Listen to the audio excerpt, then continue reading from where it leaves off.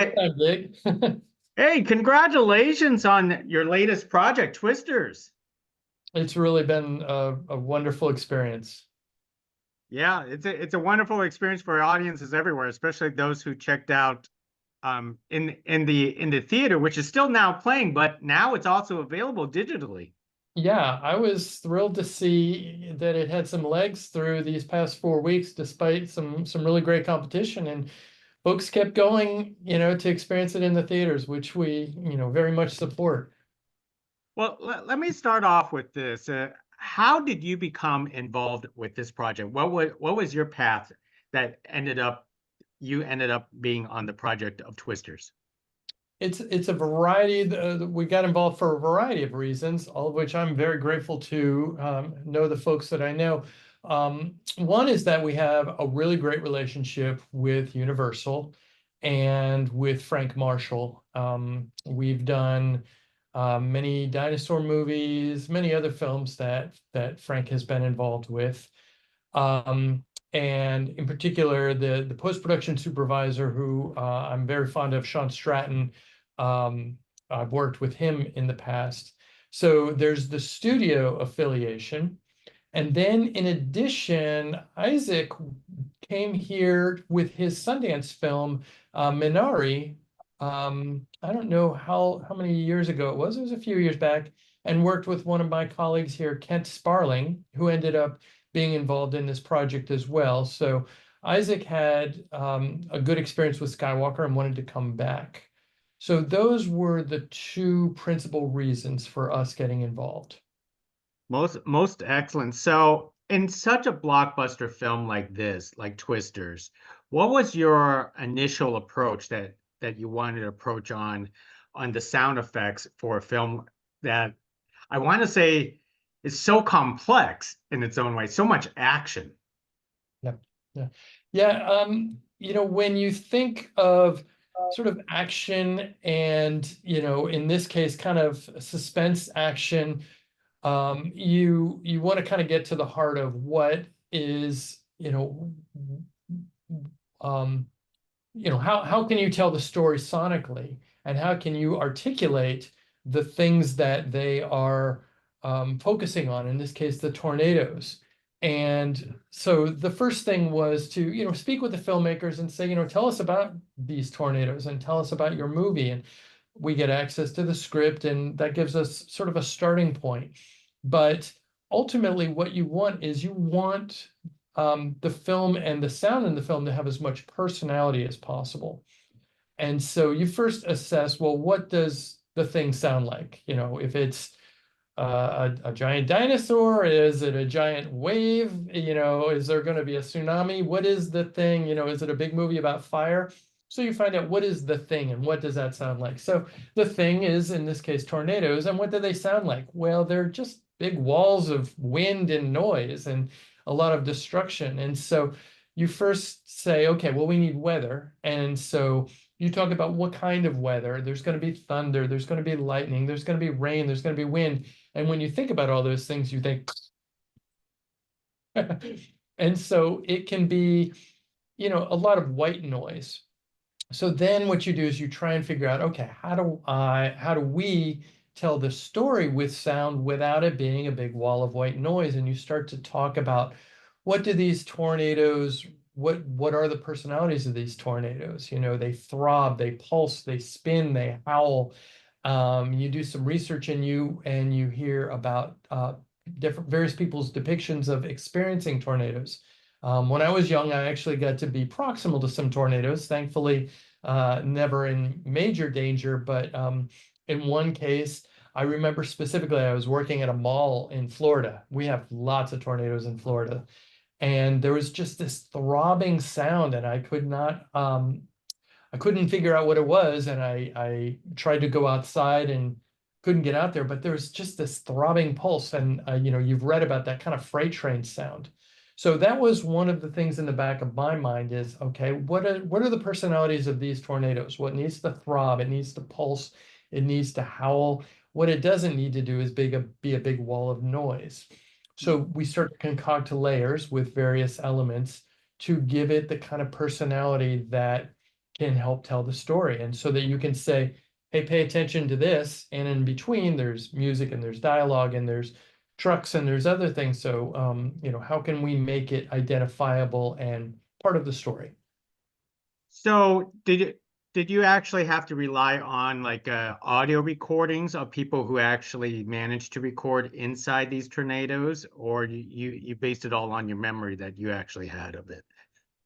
My memory was part of it, but also reading depictions. When you go and you listen to the audio recording, so this is the difference between cinema Hmm. and reality, which is, a tornado is just a big pile of noise. It's, you do feel that pulse and you do hear um, that kind of howl, but it's a lot of just rain and wind at, hundreds of miles an hour, 100 to 200 miles an hour. So the actual recording, if you listen to the YouTube recordings or any of the storm chaser recordings, it sounds like somebody just took their microphone and put it out their car window going 100 miles an hour. So that's what a tornado sounds like. It sounds like if you roll your windows down and go 100 miles an hour, that's the actual sound of a tornado. Add wood and debris and rain, and so if we put that on the screen after about 5 minutes, you decide that um, this movie's soundtrack wasn't very interesting anymore. It's just a big wall of noise. So that's kind of us taking what reality is and then figuring out how to layer it and articulate it in a way that makes it sound intense, but with character. So how challenging was it to layer these different type of noises to create, the white noise as you actually describe? I almost describe it as a sound of silence its own way, but it's not complete silence. Right, right. Yeah, the best approach is always to have lots of ingredients. And so you've got the pulse, you've got your rain, you've got your wind, but the wind isn't just, it's just white, it's not just white noise, it's whipping wind and it's moving and it's dynamic. And so it has lots of personality. And then you have debris. And so it's dust storms that you add to it and other layers. And then you decide, okay, at this moment we need to hear the howl. But then now it's kind of moving around us. So let's hear that pulse. And now let's hear some rain hitting the vehicle. And so all of these layers are all discrete in our process. And then we have re-recording mixers. In this case, Chris Boys was the effects re-recording mixer who can adjust the levels of the rain versus the wind versus the howl versus the pulse. And Isaac, as the filmmaker, can say it needs more power. And so Chris can push that pulse. Or it's getting in the way of the music, so we pull back on the rain and maybe we just hear the howl. So there's this constant balancing act of these ingredients against the storytelling with the music and the dialogue and everything else. So the more variety and the more discrete elements we have, the easier it is to tell that story. I feel like sound editing it's all about like trying to organize an orchestra in its own way, and you're the conductor. It's very much so. Well, the director is a conductor, but we are definitely trying to help identify based on his storytelling. It's like, oh, we can't have everybody playing at the same time. You can't hear the melody. And right now the melody's in the trumpets. So let's lean on that. In this case, maybe it's more majestic. So let's lean more on the howl and the more tonal elements of the tornado. But now the tornado is more destructive, more percussive. So let's lean into the throb and the destruction side of things. And based on how Isaac is guiding us and directing us, we are conducting those instruments in this said orchestra. Now, for a film like this, hence the name Twisters, it's not just one type of tornado that's actually featured in the film, but there's multiple different types of tornadoes that's featured throughout the entire film. Was there a difference trying to make different sounds for different tornadoes, or do you see it just all the same, all the same? That's an excellent question. And yes, very much these tornadoes were all different. And one of our early discussions with Isaac was you wanted each one to sound different, each one to have its own personality. Story-wise, there are each of the tornadoes is a different character. The very first tornado we meet, it's an EF5, it's a killer, it's destructive, so it has a lot of power. it is dangerous. And so we leaned heavily on the pulse of that tornado and on the, it's an angry tornado. Whereas the next tornado we meet, it's the first time that Kate and Tyler and Javi go tornado chasing, and it's kind of fun and it's musical, and so it's more whippy, it's more uh, it's less dangerous and more exciting. And so we use different elements for that, less power and more um, um, just more fun, more of what it looks like. And then we have the twins, and so we needed two different sounds. One's more throbby because we know that one's going to survive, and one is more whippy and windy, and then it almost has kind of a suction sound when it goes away. And each of these was, discussed in great detail with our filmmakers. And then there's the one with the swimming pool, which is again a very dangerous one, but it's in a different environment. We're in that swimming pool, so it's a very howly, hollow kind of, and we kind of go inside Kate's head. So it's a PTSD tornado. And one of my favorite ones is the one towards the end, which is what we call the date-nado. It's the date tornado. Kate and Tyler go on a date and they drive into a tornado, as one would do.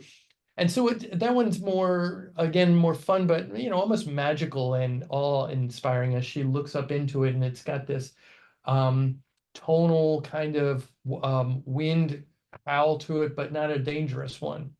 And then, of course, there's the last one, and that one we lean a lot more on the destruction that it's actually what it's doing to the theater and to Kate's truck, but it also has, probably the most throb. That's the one where the actual theater should feel like the theater that they are in. It's just it's almost about to lift off. Wow, So yes, many personalities. I was gonna say there is so much thought that goes into a film like this, and you did it.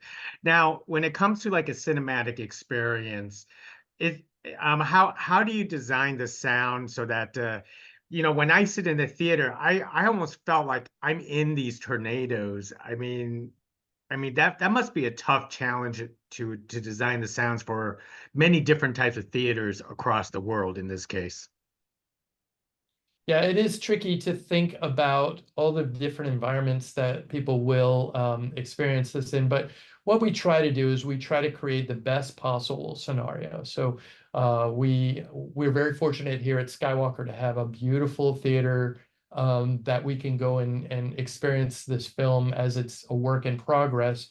And it's a full Atmos theater, so it's got the speakers above us, it's got the full surround experience, it's got all the subwoofers and all that low end. So what we try to do is take advantage of that theatrical environment and move things around and shift things so that you feel like you're immersed.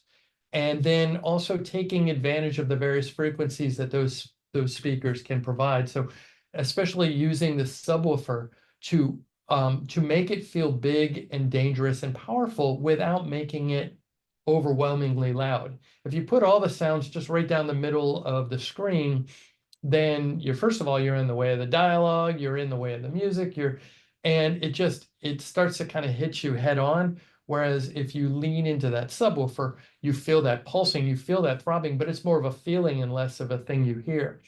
And then the other thing is moving things around so that it's over here, now it's over here, now it's behind you, and that thump, thump, thump, thump, thump, thump, thump as it moves around you and that whipping around you. And again, a lot of that is our re-recording mixers, Chris Boyes and Pete Horner, who, are very, they're the conductors where they are saying, okay, I'm going to put this here and I'm going to put it over here. The howl is behind us. Let's put the pulse in front of us and the subwoofer. So taking advantage of the modern technology that we have with theaters is helpful to be able to make it feel dynamic and immersive and not overwhelming in the wrong way. And then what we do is we'll fold it down. So if you go and you hear it in your home theater, if you have a 5.1 system in your home theater, you'll still feel that pulse. You'll still hear it in the surrounds. It will be a reflection of that theater. But even if you watch it on your TV or even on your iPad or, whatever you're doing, it should translate in a way that still feels dynamic to the best of our ability. Well, I'm glad that in any type of a cinematic environment, even the ones who are watching it at home, we will still get that same experience. So, Al, what was the greatest challenge for you on this project? I think the greatest challenge was to to allow these these aren't the kind of things you can just point a microphone at. Sometimes you have a sound design where whether it's a car or a truck or the trucks, we recorded all those trucks. They were really fun to record, and you could just point a microphone and say, "Keel out, spin around, and come back past me really fast." But for the tornado, you can't say, "Okay, I need a tornado right there to come zipping past me and whirl around and then go away, and I'm just going to stand here safely with my microphone." So it's something you can't really record. And even if you could, it wouldn't sound like what the movie needed it to sound like. So it was constructing something from paper and bringing it to reality and not having it sound like a big wall of noise. And so it took a lot of experimenting and a lot of collaboration with our team and with our filmmakers. And so it was a lot more challenging because you can't just take the recording of the thing and then augment it. You have to create the thing from scratch. Well said. Well said. Well, Al, let me wrap it up with one last question because you do have an extensive resume in terms of sound, and because you covered from from dinosaurs to dragons to comic book movies to even airplanes and so on. And without being in those environments yourselves, how do you approach all these different types of sounds, or do you just have like a terrific imagination when it comes to these projects? Uh, it's a combination, but I would say that it is always my intention to experience the real thing as much as possible. Obviously, can't meet dragons or dinosaurs, but I spend a lot of time with animals, a lot of time recording animals and hearing um, what kind of vocalizations all the creatures of our planet have to offer as much as I can. And with jets, we spent a lot of time with the actual jets and on aircraft carriers, listening and experiencing. And for this, one of the things I did was it was by coincidence, but I was on vacation and there was a tropical storm in Florida. I was visiting my folks. So being in a tropical storm, being proximal to tornadoes, whenever you can experience weather, hearing thunder and lightning strike right near you, all of that evokes, ideas and constantly getting out and recording sounds. And so, much like a filmmaker or a photographer has a whole library in their mind and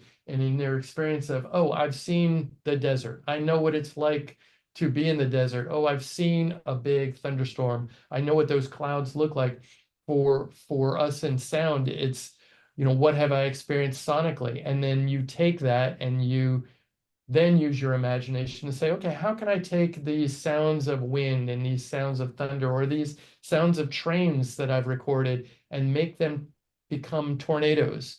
And that's when, you roll up your sleeves and you spend a lot of time listening and playing and experimenting, and hopefully you come up with something exciting and interesting, and that helps tell the story. It certainly does, and your experiences are definitely elevated here on screen. Al, thank you very much for speaking to us about Twisters. We all have fun. I mean, I even have Oh, I the love it. the hat. So Team Team Twisters. I love it, Gig. That's fantastic. so thank you very much for speaking to us about the sound effects of Twisters. Really appreciate it. Next My time. pleasure. My pleasure.